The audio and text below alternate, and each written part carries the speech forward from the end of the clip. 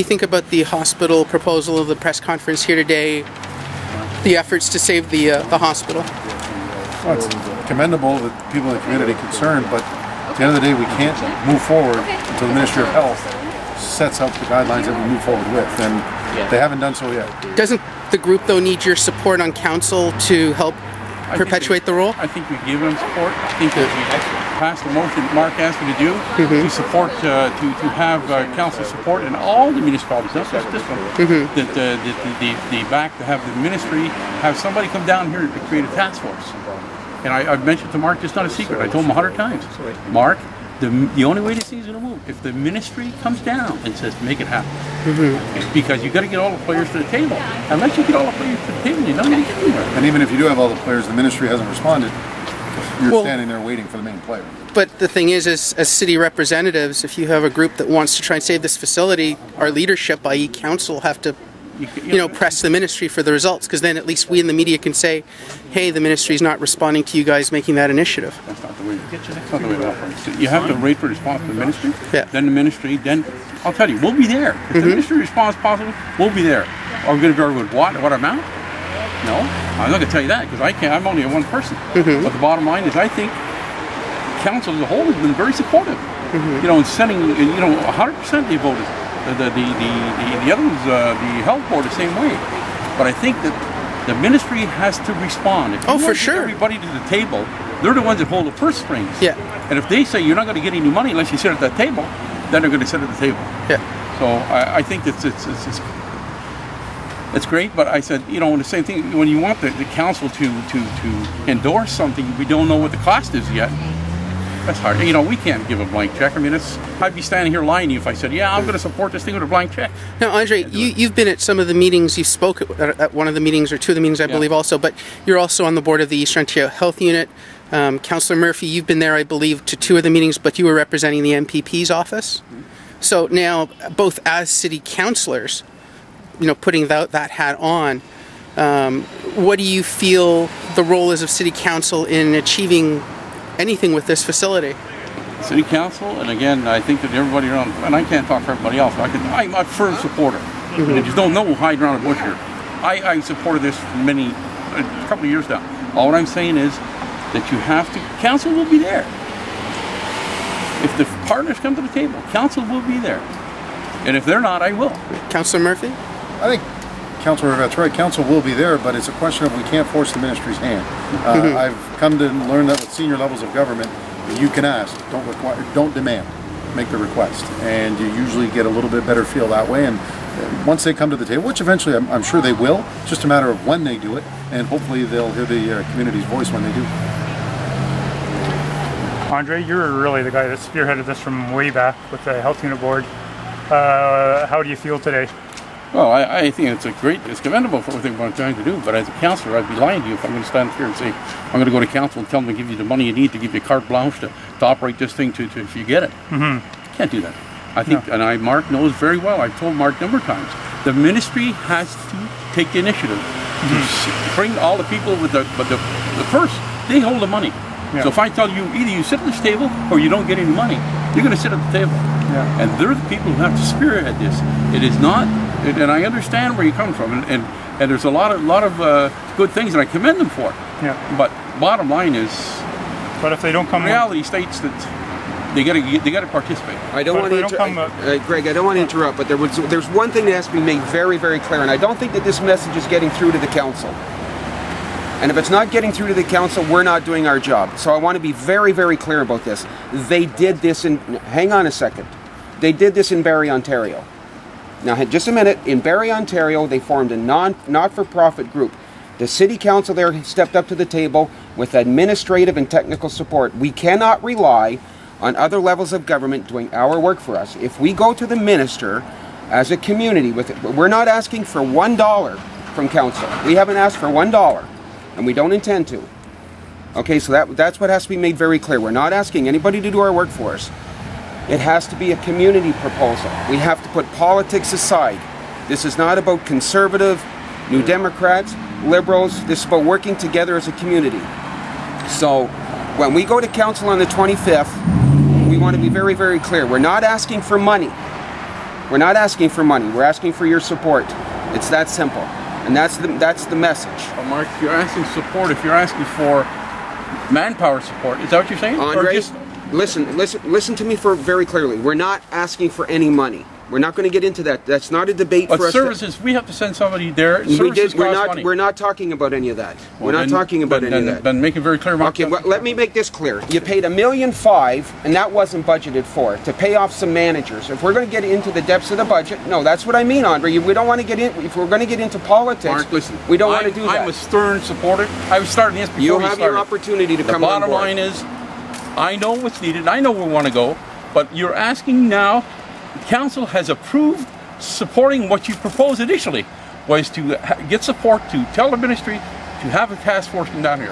And I've told you 5 or 6 times, Mark, if the minister does not do this, it ain't going to happen. We're not relying on somebody else to do our work for us. No. We're prepared to do our own work. We're going to see where council stands. If council's on board, they'll support it. If not, they won't. It's as simple as that. Now they're given the time from the hospital now. It gives us time so we can approach Deb Matthews and the Ministry of Health now. So it gives us that room to move forward. We have to work together. Because the community hospital is working with us. Councillor Murphy?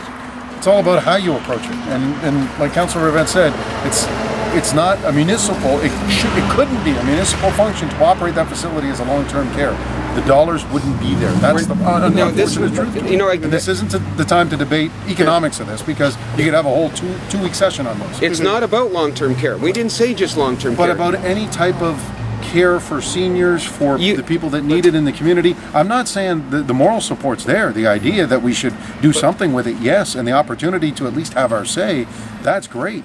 Have but you we seen have what to take a they've done in serious look at Barrie? it. I have taken a quick look at it once or twice. I haven't gone in depth with it, but you have to remember the city wasn't asked to operate the facility or build it. Yeah, that's right. No.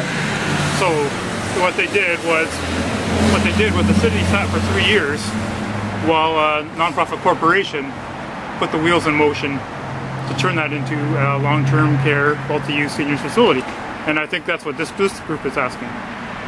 So what is your response to that? Well, this isn't the place to respond like this. It's just my support is there. Still a lot more homework to do between now and our next council meeting. But I think you were saying that your fear is that you're being asked to put city dollars into operating this facility. And I don't think that's not what happened in Barrie, and I don't think that's what's being asked. That's make it very clear. If you're asking for support, we can reaffirm the support we did. If you're asking for manpower support, there's dollars involved there, and we don't have it. But administrative costs for photocopying, for getting things to get all our there's all costs involved in there. That's not for nothing. If you're really and concerned those are things about, we have to look for. If you're really concerned about the process, are you willing to get former Mayor Janice Lakin down here to explain how they did it in Barrie? Well, are you willing? Well, that's an opportunity to listen. If she's willing to speak, we're always open. Because she was the one that spearheaded the project. She was the mayor, and she spearheaded the project. Correct me if I'm wrong. She dragged her council along. Did they have long-term care facility there at one time before she done this? This was a hospital. This was the Royal Victoria. Do they have a long-term? So that means they got 2 long-term cares? They had a shortage of long-term care. And that was her priority when she became mayor, was to address the long-term care needs of the community, much like you people around the table are trying to address right now. More than happy to have her make presidential council. I'll make that motion. Would you be willing to? I'm open to that. The more information, the better. But again, there's a lot of homework to do between now and then, and to get into the pure economics of it, this isn't the right place or time for that, because it is a long discussion, and there are a lot of intangibles. But again, the senior levels of government aren't there. This isn't going to happen. If the health ministry says, nope, this is where we're going, unfortunately, our hands are tied. But she told me that she thinks that they... Deb Matthews. No, that's Janice Lakin has estimated that they restructured, rehabilitated that building, turned into long-term care for $9 or $10 million. So we're $32 million now. She's got a good presentation. We're ready to listen to her. You know, and I think so. How can you lose on something like that? To listen to the opportunity? No. You don't lose anything. How can you lose on a $9-10 million investment and have $32 million return? I can't answer that now without knowing all the intangibles that are involved with it. You know what $10 million is as far as tax dollars? You're probably looking at about 4 points. Hey, 4 points. I don't think so. It's about 1% for $500,000. Yeah, but they didn't get it from the city. Then that's different, Greg. Yep. That changes this whole dynamic of this conversation. It's different. All I'm telling you is we support 100%, and anybody in the city knows I support it. But the bottom line is, if you're asking me for commitment of dollars from council, first of all, I can't do it, and secondly, I couldn't support that because you haven't got. You got to put all your ducks in order. But I can tell you one thing: if the ministry decides to do something and they say yes, city council, the city will be there, and I'll make the put the motion on the floor. Would it be nice for the city to at least give the project moral support? We have. We'll give them more support. That's no deal. That's no big deal. That's no big deal. It's my impression we already have, and we continue to do so by being here today. And not only once, we've done it 3 or 4 times. And we've done all the every municipality in the 3 counties have supported it 100%. And you got your MPP, Jim MacDonald, he's got on his website, he has a petition there you can sign in. Now, if I flip hats for a second, I know that petition is still in the office, and we've had to make several more copies of it because there are several names on it now, which is a great thing. Where is the office, just for anyone that's seeing this video? 122nd Street West in Times Square, 2 doors down from the post office. I've said that a few times. So again, I hope we want to go, but we have to do it. You know, you have to get the players involved first. Yeah. And that's the whole thing. But you're willing to look at it with an open mind. Of course. Hey, we always did. We always did, Greg. I like ideas, but ideas have to make sense and have to be able to be accomplished without putting the community in such a hole that we can't dig ourselves out. I mean, you know. Isn't it strange that the community or via council spent over $28 or $30 million on a hockey rink, and here we're fretting over $9 million for a long-term care facility? No. Different time, different economics, and it wasn't that much either. No, the city share was 10.5. The share, the city share was about what Greg just quoted this facility is costing. Yeah. The bottom line is does that say something about our priorities? The arena's going to fall down somebody's head. The other arena's down. What do? You have to change your infrastructure. But you can't change all your infrastructure at once. The infrastructure you control, you can change right away. But the infrastructure you don't control, you have to work with the partners to do that. But I think the more people that are willing to keep an open mind and support it, because Janice Laking, if you talk to Janice Laking, she'll say that she had to drag her council to get this done, and it turned out to be a hugely successful project. Monday morning, I'll send an email to asking if you can have her come in and talk to us and tell us. I think it would solve a lot of your questions and probably a lot of the apprehension that you might have. And maybe it's a part of this. It's not apprehension. I mean, I just don't. I'm not going to stand here and tell you something that I don't believe in, and I'm not going to tell you something just to make people feel happy that I'm going to. No, I can't do that. But just throwing this at you. Just throwing this at you. But here's a chance. No one's asking for dollars. No. But here's a chance to do something publicly, even if it's spending money publicly, not in camera, not behind closed doors, not for lawyers, not for settlements, to actually do something good for the people, and people see that you're doing it. I think we've got to stick to the goal we're set out here today for, is to look at try to see if we can find this thing, have some long-term care and other health cares needed in the community. In that facility, but that's what going back the last year, that's what it was to support, to have the task force come in and take a look at the needs and feasibility of using the general hospital. Because these 2 things have to happen. Pardon the pun, but here's a chance for everyone around council table and administration here to show the community that they care. They do. They've done it. And they do. I can tell you, at this point. Yeah, guys, we just had a situation where council voted, I believe it was 8-2, not to change the fire system at Glenstore Dunlodge, and then after some information came to light, you guys reversed. So you got to keep your eye on the ball. You can't be going the ball all over. Our concern here, the goal here, is to do something for the general hospital. I don't think we should be mixing the other stuff in here because. Hey, the reason that's fair, Andre. The reason I brought that up is we're looking at priorities for a community. I used the Benson Center as an example where the costs for the city were similar, and I'm not trying to go retroactive back. What I'm trying to get is maybe we all, for council, you guys need to maybe focus more on the really critical healthcare needs in our community.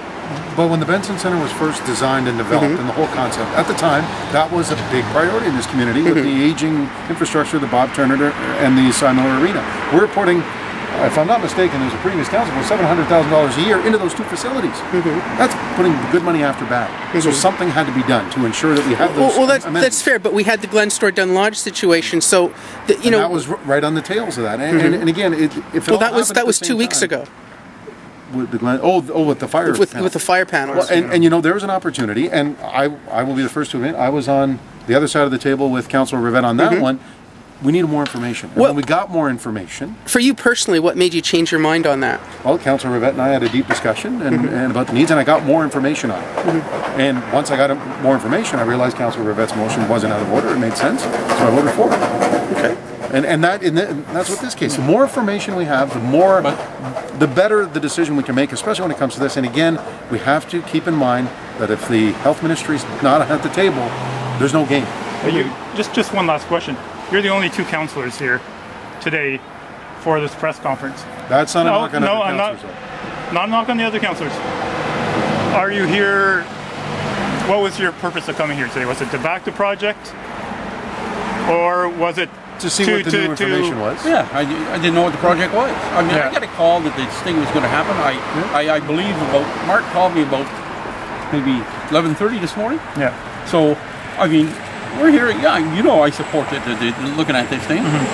But because you've been behind us. I didn't know what he was going to be presenting. Now I see what he's going to be presenting. Because you've been pushing this for a long time. No, yeah, and it's going to continue being pushed too. But the bottom line is you have to get the right players at the table. You know. And I was curious to see what was going to be presented, and it happens to be this, and that's good. I can tell you one thing. I want to make it very clear. All of council understands the needs, but we have to put our ducks in order. Just like if you go to apply for a grant for something, they're going to tell you have a feasible study, feasibility study, or take a look at. We want to see what you got, and that's what has to happen. We have to have that task force in place. Would you prefer to see that converted to multi-use for long-term care and seniors, or would you like to see it turned into condos? It's going to be, no, condos? No. I'd like to get, no. But I know it's a hypothetical question, but to see what the final thing was, if I could, is the more people it helps in the community, the better. Yeah. And I made it known, if they give us the building tomorrow, without giving us the dollars to have the services in that facility, we couldn't operate. We couldn't operate. All you do is an empty building, and you're taxpayer paying for an empty building. Andre, I want to ask this to both of you guys. If the ministry came back to you and said, or everybody came back to the city and said, listen, it's going to take a year for us to resolve it, and we want to do this, we want to support it, but there's steps. And the hospital came to you guys and said, listen, we can't afford a year of maintenance on this building. If there was a nominal amount to go through the process and get us to there, would you guys support that? But that's getting a little bit ahead, though, because the ministry would help dictate what the hospital does. Yeah. Right? And vice versa. The hospital will have a say in how the ministry, they have to work in unison, and until that happens. They've talked about... Would you hope the ministry would, if it's in limbo, keep that hospital... Get the money to keep it going until the community can use it. Well, sure. I think Is that going to happen? Well, is that going to happen? Well, that's the $64,000 question. I think it's important that we don't operate it because we have one, and But I think you could continue doing what they do now at St. Joseph Villa. Could continue running it, and they've done a very good job at it. And I think you have to have the people, the expertise for long-term care to be able to deal with long-term care. And that's 32 beds there, and you recently did a head count at the hospital where you said there were 37 people waiting for beds. Yeah. So that's the kind of stuff that's that over the task 60 people, force almost 70 is going to people. come out and bring to the ministry. Well, and the Linds themselves said that during this 1 year of the beds at the General, that the needs at the hospital went down. So, I mean, if you take those beds away at the General, it's going to float back up. And there's no doubt in my mind. But apparently the needs haven't gone down if you did a head count and there's 37 people waiting for placement. Well, again, and the task force will answer a lot of these questions, right? And give us more clarity and more information, and hopefully a little bit of traction to help guide us on. I hope the committee understands. We're not being negative against it. I support it, and I know all the council supports what goes on in the community. We have our differences, but I can tell you, as a whole, the council are supportive of this stuff. The thing is that we have to make sure we're going down the right road. Look at, for instance, for a year just about, we were told the Linds. When the Linds come down, they find out they don't. Well, why were we being told that? This is a Hail Mary, fourth quarter move that's going on right now to save the hospital. Somebody dropped the ball for the last several years for us to be in this position, which is also unfair to the ministry to a degree, because all of a sudden they're getting rushed to have to. The ministry keeps cutting back. I was sat on the Hotel Hospital board in '97 when all this stuff was going on, and it was going at the General. It wasn't coming here. Then they purchased this hospital from the sisters, and they give them something in exchange. Next thing you know, that's the way it is. But the bottom line is, this is not just Cornwall is having to, it's all over. But Cornwall, to us, is important that we bring this forward. Right, but we've known for about 10 years or more that we were going to have the one hospital and that this facility was going to be surplus, so we've had a long time to come up with other uses for it, and there was a vacuum that all of a sudden it's happening now at the last second. We didn't know. We're not privileged to the information. We're not privileged to the information of what goes on at the hospitals. We're not there. But I think it's important that we are there as support, and I think that's what I want the committee to know. We're there supporting, and we can reaffirm that support. We're not going to be able to reaffirm it and guarantee you we're going to send you 4 secretaries or 3 secretaries or something else. No, can't do that until we find out what's going on. Is that accurate, kind of sum up your feelings right now? Too many questions, not enough answers yet? That's about it. I think a lot of questions still to come, too. The one big question, Greg, the one big question, and that is the Minister of Health. And if you can get her at the table, or have her representative come to the table, we got it made. We've come 380.